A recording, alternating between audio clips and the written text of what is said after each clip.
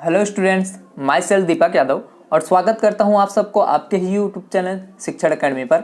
आज इस वीडियो में हम स्टैंडर्ड 8th विकास मैथमेटिक वर्कबुक में chapter number 13 direct and inverse या फिर इनडायरेक्ट प्रोपोर्शंस हम यहाँ पे सोल्व करेंगे, जिसमें हम पार्ट 1 करने वाले हैं। इस वीडियो में पार्ट 1 में आपके क्वेश्चन नंबर 1, 2 एंड 3 आएंगे।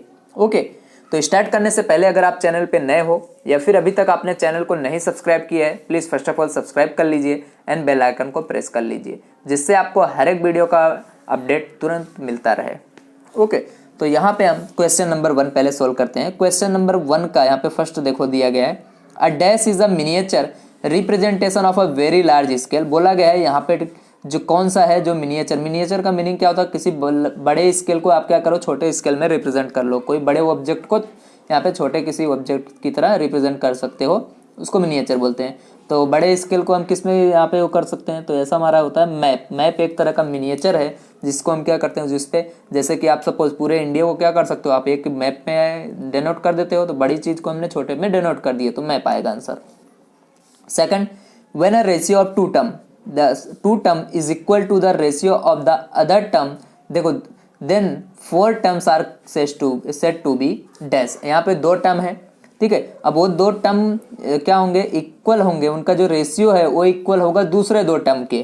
तो जैसे कि देखो 2/5 इज इक्वल टू है यहाँ पे 4/10, तो इनको हम क्या बोलेंगे, तो ये बोले जाते हैं प्रोपोर्शन। तो इसको हम ऐसे लिख सकते हैं 2:5 जस्ट एज 4:10, तो ये आपका आ जाएगा प्रोपोर्शन। तो यहाँ पे आ जाएंगे proportions. Okay, proportions.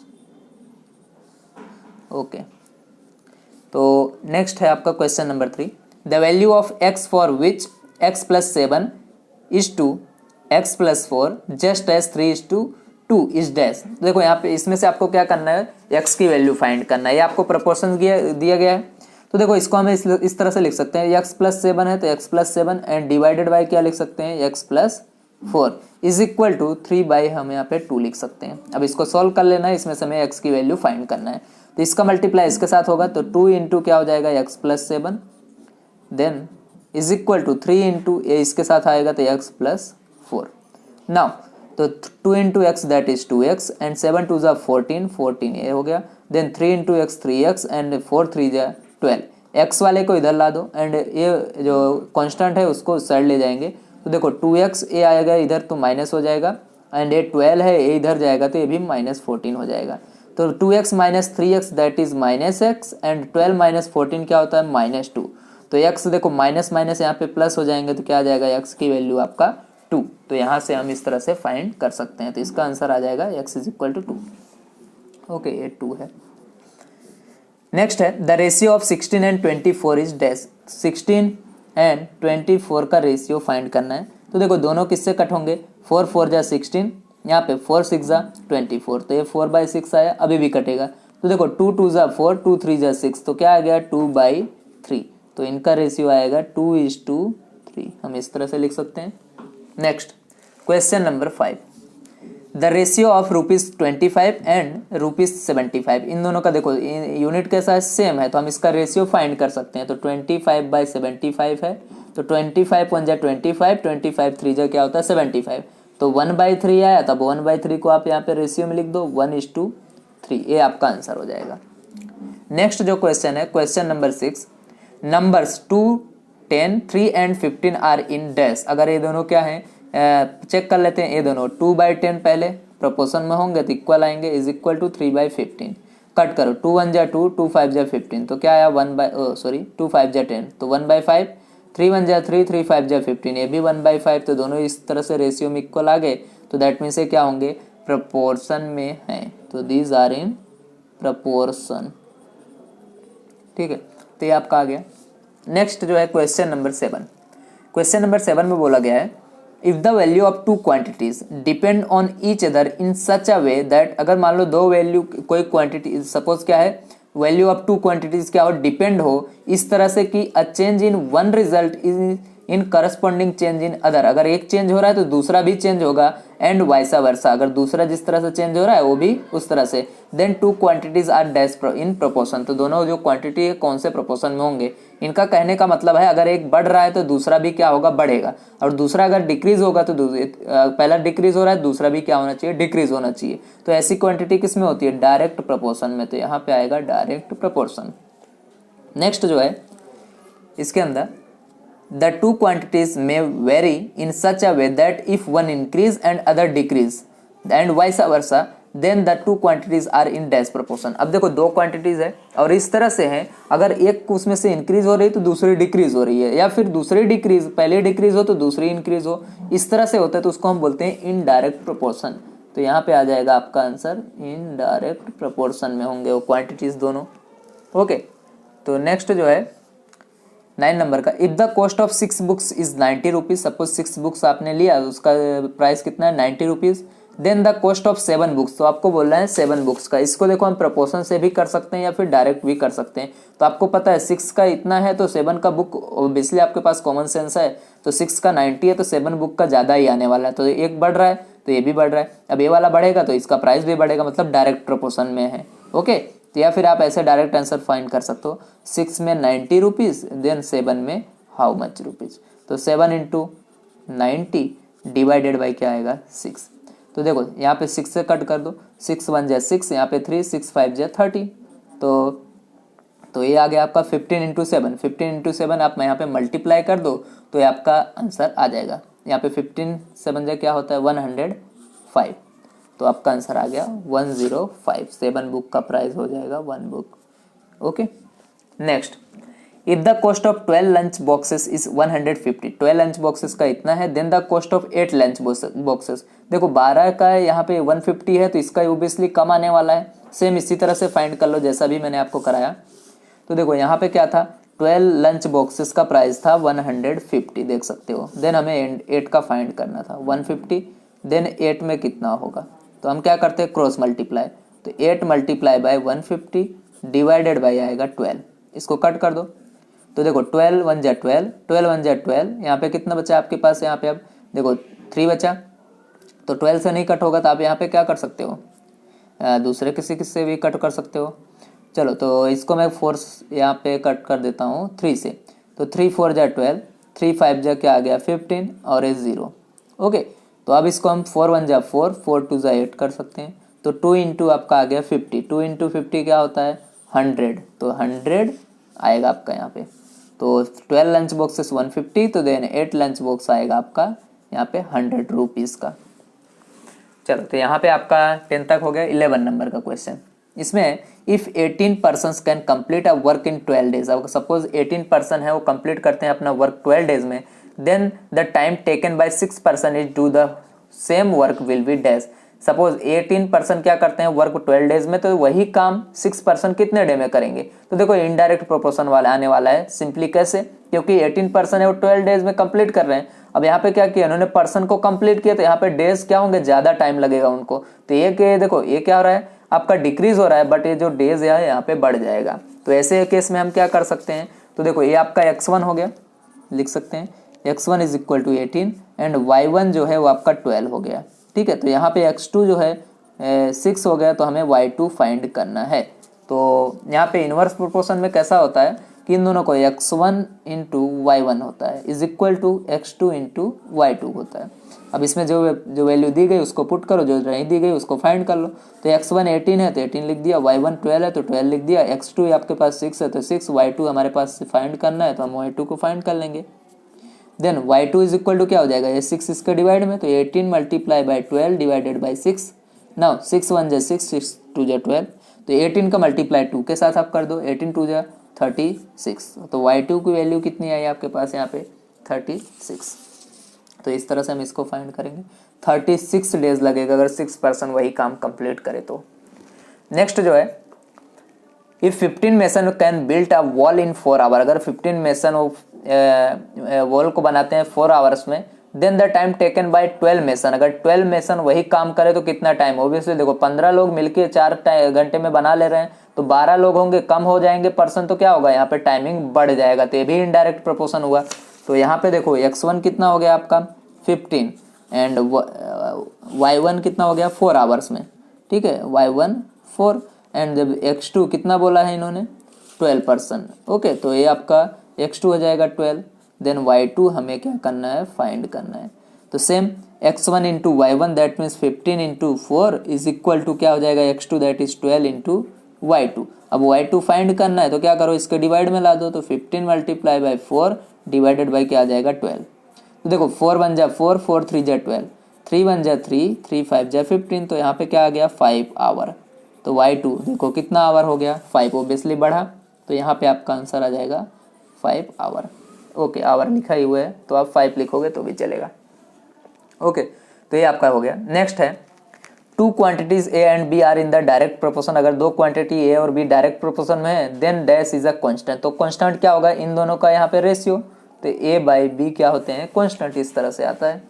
Then same वही है, अगर टू क्वांटिटीज ए और बी हैं उनको हम इनडायरेक्ट में लिखते हैं तो कैसे लिखते हैं, तो ए इंटू बी दोनों का मल्टीप्लाई लिख देते हैं, तो ये कांस्टेंट रहता है। नेक्स्ट जो है the ratio of ₹12 and 2 months. अब आपको इन दोनों का रेशियो फाइंड करना है, तो देखो इनका यूनिट क्या है रुपीज़, इनका क्या है मंथ है, तो दोनों क्या है पॉसिबल ही नहीं है, आप इनका रेशियो नहीं फाइंड कर सकते बिकॉज सेम होना चाहिए या फिर सिमिलर होना चाहिए। ओके, तो ये आपका होगा आ जाएगा नॉट पॉसिबल, इन दोनों का रेशियो जो है पॉसिबल नहीं है। ओके, तो ये हो गया। नेक्स्ट सेकंड क्वेश्चन चलते हैं, इसमें भी फिल इन द ब्लैंक्स है, आपको फिलअप्स है, बट आपको यहाँ पे आंसर गिवन है, ठीक है। तो इसमें देखो फर्स्ट क्वेश्चन जो है let x varies directly as y square for y is equal to 3 and x is equal to 2, then बोला y is equal to 5, then हमें x फाइंड करना है। तो देखो इसमें कैसा है कि x है ना, तो ये डायरेक्टली किसके हो रहा है, दैट मीन्स अगर ए x है तो ये क्या हो रहा है वाई स्क्वायर जितना, ए से ये प्रोपोर्शनल है इसके, तो हमारे पास इस तरह से आएगा। सपोज x1 हम इसको x1 है, ये x1 डिवाइडेड बाई ये डायरेक्टली है तो यहाँ पे y1 स्क्वायर होगा, एंड ये x2 है तो ये क्या हो जाएगा y2 स्क्वायर। तो हमें देखो x1 यहाँ पे क्या है गिवन है, कितना है 2, तो y1 कितना है यहाँ पे 3 3 यहाँ पे 3 का स्क्वायर हो जाएगा। देन x2 हमें फाइंड करना है, ये रहा x2, देन बोला है क्या करना है हमें यहाँ पे y2 हमारे पास क्या है, इसको हम ले लेते हैं, तो 5 का स्क्वायर, एक को तो हमें अलग लेना पड़ेगा तभी पता चलेगा। चलो अब इसका मल्टीप्लाई इधर कर देते हैं हम, क्योंकि हमें x2 फाइंड करना है, तो 2 इंटू देखो 5 का स्क्वायर करोगे तो 25, इधर हम ऐसे रख देते हैं, तो 3 3 जा 9 होता है, तो ये x2 मल्टीप्लाई कर दो, 25 2 जा 50 and divided by 9 is equal to क्या आ गया आपका x2, तो x2 की वैल्यू आई 50/9, ये आपका आंसर, तो 50/9। नेक्स्ट जो क्वेश्चन है second, x y is equal to 10 then x and y vary that with each other, कौन से प्रोपोर्शन में है, तो देखो हमने देखा ए इंटू बी होता है, तो ये क्या होता है इन्वर्सली प्रोपोर्शन होता है, तो यहाँ पे आपका आंसर देखो ए रहा इन्वर्सली, तो यहाँ पे आंसर आ जाएगा इनवर्सली। ओके स्टूडेंट, तो यहाँ पे हमारा पेज नंबर 109 पे क्वेश्चन नंबर 2 का सेकंड तक कंप्लीट होता है। नाउ नेक्स्ट पेज पे चलते हैं 110 पे, जिसपे हम बाकी का क्वेश्चन सॉल्व करेंगे। ओके स्टूडेंट, लास्ट पेज पे 109 पे हमने क्वेश्चन नंबर 2 का 2 तक किया था। अब 110 पे क्वेश्चन नंबर 3 से स्टार्ट करते हैं, जिसमें बोला गया the ratio of 14 metres and 14 litres. देखो एक मीटर में दूसरा कैसा है लीटर में, तो दोनों अलग अलग यहाँ पे दोनों के क्या है यूनिट अलग अलग है, दैट्स वाई क्या होंगे इनका रेशियो नहीं फाइंड हो सकता, नॉट पॉसिबल है, तो यहाँ पे आंसर आ जाएगा नॉट पॉसिबल। ओके, क्योंकि एक मीटर है दूसरा लीटर, लेंथ को मेजर करता है ये क्वांटिटी को। नेक्स्ट क्वेश्चन नंबर 4, यहाँ पे the ratio of area of a circle and circumference of a circle. हमें क्या करना है रेशियो फाइंड करना है circle, area of circle and circumference का। तो देखो एरिया ऑफ सर्कल क्या होता है आपका πr² and circumference that means 2πr, इनका हमें रेशियो फाइंड करना था। तो पाई से पाई कट गए, एक आर से एक आर कट गया, ऊपर क्या बचा 1r एंड डिवाइडेड बाई 2, तो इनका रेशियो में लिख दो r/2, ये आपका आंसर आ गया। तो आंसर आएगा r/2। तो यहाँ पे कहाँ दिया है, ये रहा लास्ट में आपको दिया है, इसको आप क्लिक कर सकते हो। ओके, तो क्वेश्चन नंबर 4 तक हो गया। क्वेश्चन नंबर 5 में देखो if x varies directly as y, अगर x क्या हो y के जैसे मान लो, अगर x बढ़ रहा है तो ये y किसा होगा y जितना ही बढ़ेगा। देन आपको दिया गया है x is equal to 20, then y is equal to 25, then y is equal to हमें फाइंड करना हो जब x इतना हो। तो देखो इसको हम क्या ले लेते हैं x1 ले लेते हैं, ये आपको 20, ये क्या है y1, इसको 25, तो देन इसको हम y2 बोलेंगे। तो y2 हमें फाइंड करना है जब आपको x2 गिवन है 32। तो इनको रखो, देखो अब इसको हम किस तरह से लिखते हैं, x1 by y1 is equal to x2 by क्या लिखते हैं, y2। जो वैल्यू दी गई पुट कर दो। तो x1 आपको 20 गिवन है, y1 आपको कितना है 25, x2 आपके पास कितना है 32 एंड देन y2 फाइंड कर लो। चलो इसको कट भी कर देते हैं, तो जो कट हो रहा है तो 5 यहाँ पे 5 से कट होगा, 5 4 जा 25, 5 जा, तो अब ये 5 को इधर से कर दो, तो y2 फाइंड करना है हमें, तो ये इधर चला जाएगा, तो ये 32 इधर है, तो इसका मल्टीप्लाई इसके साथ है, यहाँ पे आएगा 5 और ये 4 आ जाएगा डिवाइड में। तो देखो 4 1 जा 4, 4 8 जा 32, 8 5 जा क्या हो जाएगा आपका 40। तो y2 की वैल्यू कितना है आपके पास 40। आप इसको कट कर सकते हो। तो देखो लास्ट में आपको ऑप्शन भी दिया गया है 40, तो यहाँ पे हो जाएगा 40। नेक्स्ट क्वेश्चन, क्वेश्चन नंबर यहाँ पे 6 देखते हैं। 6 में बोला गया है इफ x वेरीज इन्वर्सली किसके, y के। अब देखो ये दोनों कैसे इन्वर्सली में है, तो यहाँ पे आपको ये वैल्यूज दी गई x की y की। तो x की 20 है तो y के 600 है। जब y का कितना होगा तो x का यहाँ पे 400, अगर दैट मीन्स 400 है तो y की वैल्यू फाइंड करना है। इसमें भी ऐसे ही ले लेते हैं हम, पहले वाले को x1 बोल देते हैं, x1 20 है तो y1 जो है आपको 600 गिवन है। अब जब आपका यहाँ पे y2 आपको फाइंड करना है, देखो y2 फाइंड करना है जब x2 आपको गिवन हो 400। तो ऐसे केस में देखो इन्वर्सली प्रोपोर्शन हो तो दोनों को मल्टीप्लाई में लिखते हैं, x1 y1 is equal to x2 y2 ऐसे। तो x1 कितना है 20, y1 कितना है 600, x2 कितना है 400 एंड y2 तो हमें फाइंड करना है। अब y2 400 को नीचे ला दें तो देखो 20 ये मल्टीप्लाई बाई 600, ये क्या आ जाएगा डिवाइड में 400, बचेगा क्या है y2 की वैल्यू मिल जाएगी। अब कट कर दो, 0 से 0 कट गया इधर। नाउ देखो 4 1 जा 4, 4 5 जा 20, तो 5 इंटू क्या बचा आपके पास यहाँ पे 6, तो 5 इंटू 6 दैट इज 5 6 जा 30, ये y2 की वैल्यू आ गई। तो 30 की आ गया y2। तो यहाँ पे देख लो कहाँ पे ऑप्शन ए रहा, आंसर दिया गया है, तो ये आपका आंसर आ जाएगा 30। ओके, तो यहाँ पे क्वेश्चन नंबर 6 भी हो गया। 7 देखते हैं, इफ x1 एंड y1 यहाँ पे and x2 and y2 are in direct proportion में हो, देन हम किस तरह से यहाँ पे कौन सा ऑप्शन ट्रू होगा। देखो डायरेक्ट में हम क्या लिखते हैं, x1 एंड y1 को यहाँ पे रेशियो में लिखते हैं। तो यहाँ पे देखो रेशियो में कौन सा ये रहा, x1 y1 is equal to क्या आएगा x2 y2, तो ये वाला आपका ऑप्शन यहाँ पे राइट है। नेक्स्ट, अगर दोनों सेम ऐसा ही दिए गए, x1 y1 हो x2 y2 है और इनवर्स प्रोपोर्शन है, तो दोनों में क्या लिखते हैं मल्टीप्लाई में। तो x1 y1 देखो multiply is equal to x2 y2, ये वाला आपका राइट होगा यहाँ पे। तो x1 y1 is equal to x2 y2। Next जो है क्वेश्चन नंबर 9 में आपसे बोला गया फॉर p रुपीज p, मान लो कोई एक p प्रिंसिपल आपको गिवन है, कुछ भी हो सकता है, आर यहाँ पे रेट है and for T time period है, then simple interest is in dash proportion, कौन से प्रोपोर्शन में होगा। तो देखो इसमें आपको कॉमन सेंस का यूज करना है। जैसे कि अब यहाँ पे कोई भी एक चीज आप चेंज करते हो, क्या करते हो प्रिंसिपल, तो यहाँ पे रेट क्या होगा, अगर प्रिंसिपल इंक्रीज किया तो रेट भी इंक्रीज हो जाएगा, टाइम भी इंक्रीज हो जाएगा। ठीक है, दोनों में से कोई ना कोई या तो एक इंक्रीज होगा। अगर आप टाइम नहीं बढ़ाना चाहते तो ये रेट क्या होगा, यहाँ पे इंक्रीज हो जाएगा। ओके, अगर आप यहाँ पे ये वाला चेंज करते हो तो इन दोनों में डिफरेंट असर पड़ेगा। तो ये क्या है आपका डायरेक्ट प्रोपोर्शन में है, इसीलिए ऐसा हो रहा है, एक इंक्रीज कर रहे हो दूसरा भी इंक्रीज हो रहा है।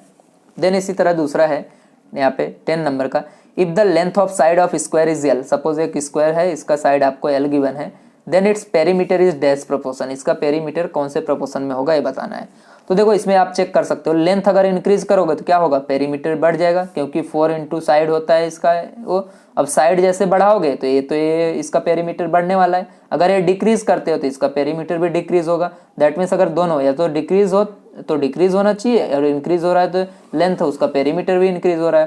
तो दोनों कैसे है, तो बोल सकते हैं हम डायरेक्ट प्रोपोर्शन में है। ओके स्टूडेंट, तो यहाँ पे हमारा हो गया क्वेश्चन नंबर 2 का। तो क्वेश्चन नंबर यहाँ पे 3 देख लेते हैं।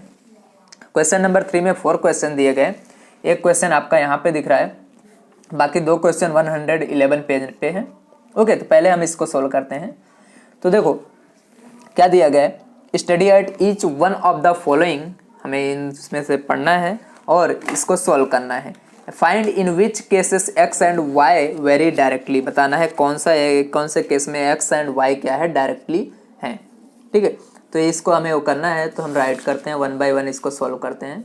तो देखो सबसे पहले आपको क्या करना है, ये टेबल बना हुआ है, इसको हम x1 देखो, ये जो पहली वैल्यू है इसको x1, इसको y1, इसको x2 y2, x3 y3, x4 y4, x5 y5। ये तो आपको पता चल गया, हम इसको इस तरह से कंसीडर कर सकते हैं। अब इन्हीं की वैल्यू हमें फाइंड करना है। पहले देखो अगर हमारे पास x1 क्या हो 12 हो एंड y1 क्या हो 18 हो, ठीक है। दूसरा क्या x2 कितना हो आपके पास 30 है एंड y2 कितना है आपके पास यहाँ पे 45। इसी तरह x3 और x4 आप लिख सकते हो। ओके, तो अब हम सबकी वैल्यू फाइंड कर लेते हैं। x1 बाई y1 पहले फाइंड कर लेते हैं, सब इक्वल आएगा, दैट मीन्स बोल देंगे डायरेक्टली प्रोपोर्शन में है। देन x1 कितना है आपके पास 12, y1 कितना है 18। अब इन दोनों को कट करो, जब आप इन दोनों को कट करोगे देखो 6 2 जा 12, 6 3 जा 18, तो क्या आया 2/3 आया। नेक्स्ट आगे हम देखते हैं इसी तरह x2 is divided by y2, तो x2 divided by y2, x2 कितना है 30 एंड y2 कितना है 45। अब इसको भी कट कर दो, तो देखो इसका आंसर आ जाएगा, देखो 15 2 जा 30 एंड 15 3 जा, दैट मीन्स 2/3, इसका भी आ गया।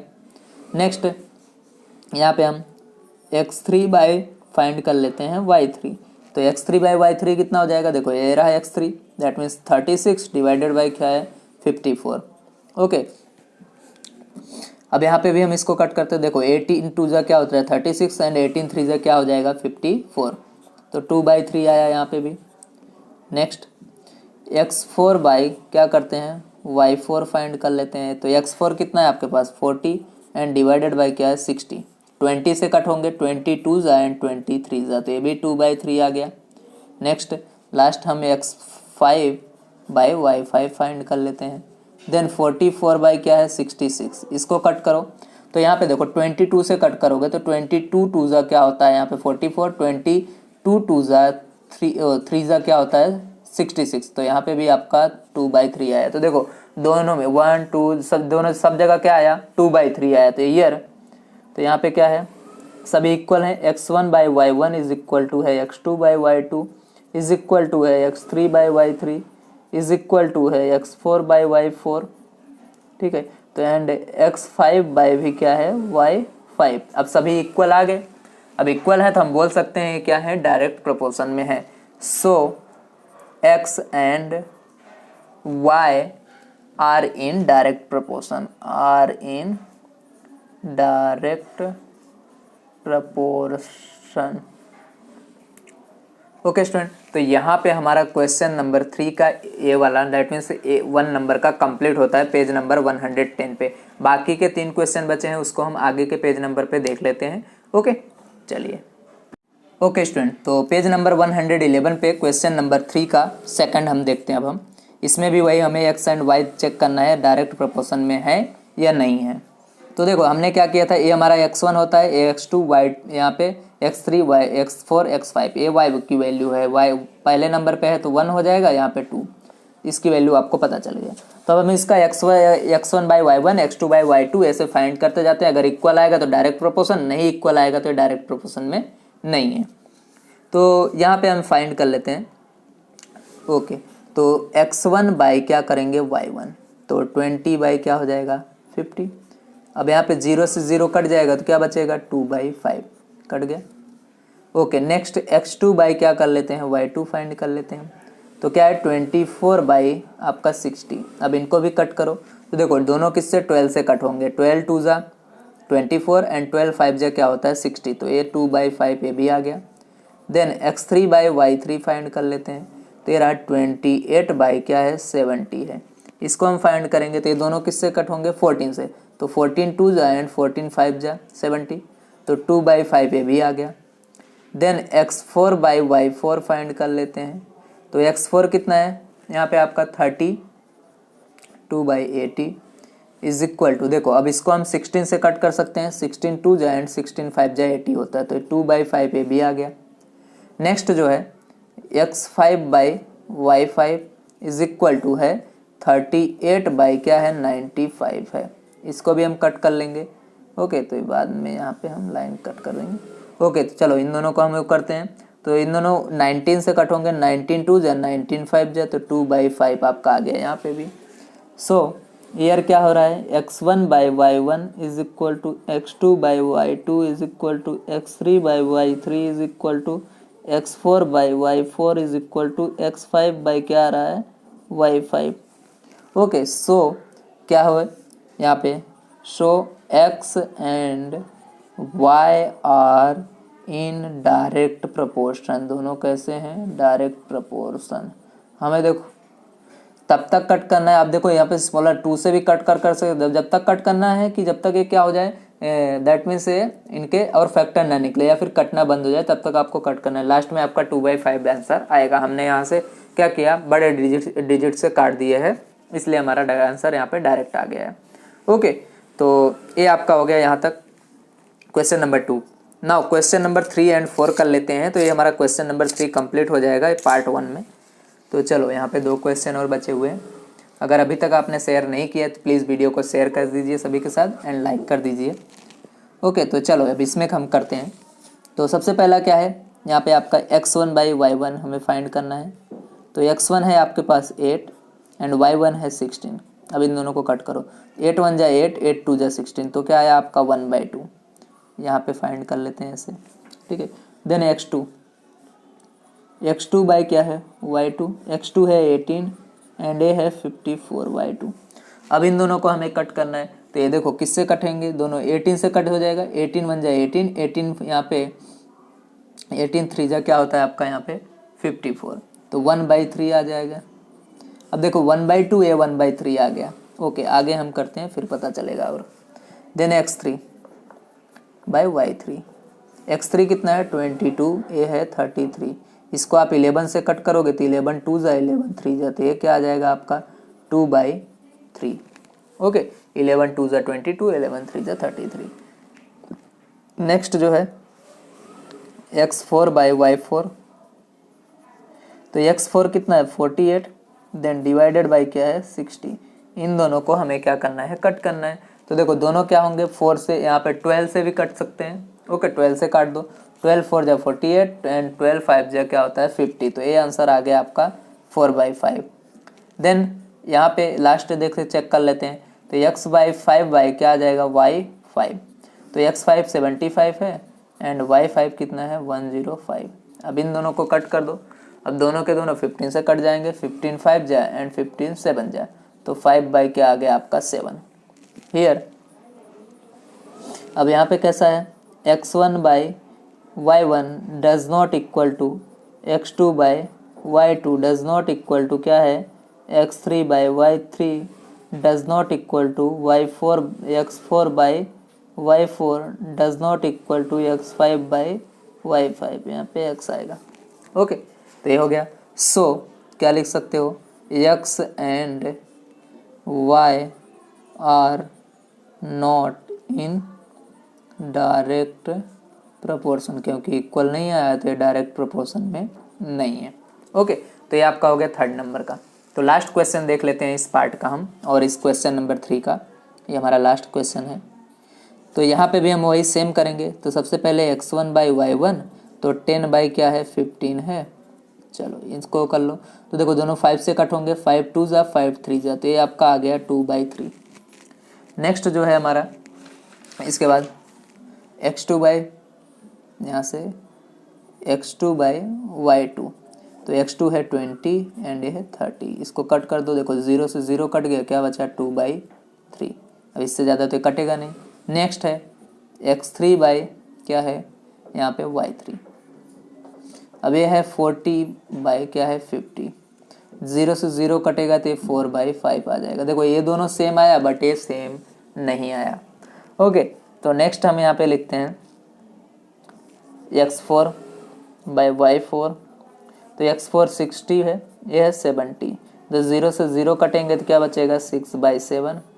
नेक्स्ट है x5 एंड है y5, दैट मीन्स 80 बाई क्या है आपका 90, 0 से 0 कट गो, क्या बचा आपके पास 8/9। देखो ये दोनों तो एक बार सेम आ गए, ठीक है, बाकी के क्या है सेम नहीं आए, क्योंकि सभी इक्वल आने चाहिए। सो हियर क्या है x1 is equal to y1 is x1 by y1 is equal to क्या है x2 by y2 and it is does not equal to क्या है x3 by y3 and does not equal to क्या है y, यहाँ पे आएगा आपका x3 बाई, ओके x3 हो गया तो x4 by y4 and it is does not equal to x5 by y5। तो ये आपका आंसर क्या हो जाएगा, show x and y are not in direct proportion, ठीक है, क्योंकि ये सभी इक्वल नहीं आए। तो ये ओके स्टूडेंट, तो यहाँ पे हमारा पार्ट 1 कंप्लीट होता है इसी के साथ। तो अब इस वीडियो को ज़्यादा से ज़्यादा शेयर कीजिए, लाइक कीजिए, कमेंट कीजिए। थैंक यू वेरी मच, मिलते हैं नेक्स्ट पार्ट में।